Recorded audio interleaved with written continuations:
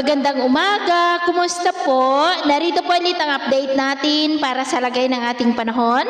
Ngayong umaga po ng March 23, 2024 na kung saan sa ngayon po ay tuluyan na terminate ang hanging amihan dito po sa atin. Easterlies na ang hangin na iihip po ngayon dito sa ating bansa hanggang po sa susunod na 3 buwan. Kahapon nga po ay tuluyan na idineklara ang opisyal na simula ng tag-init. Pero kahit na nasa tag-init season na po tayo, ay makakaranas pa rin tayo ng mga isolated rains.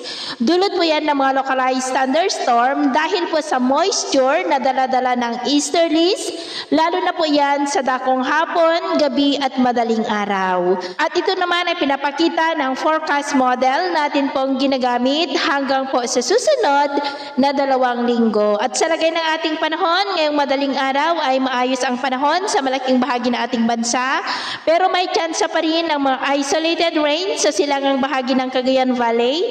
Diyan po sa mga lugar na nakaharap sa Pacific Ocean, Aurora, Quezon, Bicol Region, ilang bahagi po ng Samar Provinces, Leyte, Estancia, Escalante, at Basilan. At mamaya ay sisikat ang araw sa malaking bahagi ng ating bansa pero nananatili pa rin na maulap ang kalangitan with isolated rains sa silangan pa rin po ng Cagayan Valley, Aurora, Quezon, Bicol Region, Samar Provinces, Tacloban at Oriental Mindoro. At mamayang hapon, maayos pa rin ang panahon sa malaking bahagi ng ating bansa pero may tsansa pa rin ng mga isolated rains sa silangang bahagi po ng Cagayan Valley sa mga lugar na nakaharap sa Pacific Ocean, maging po sa may Aurora, Quezon, Bicol Region, Sulu Archipelago at South Cotabato.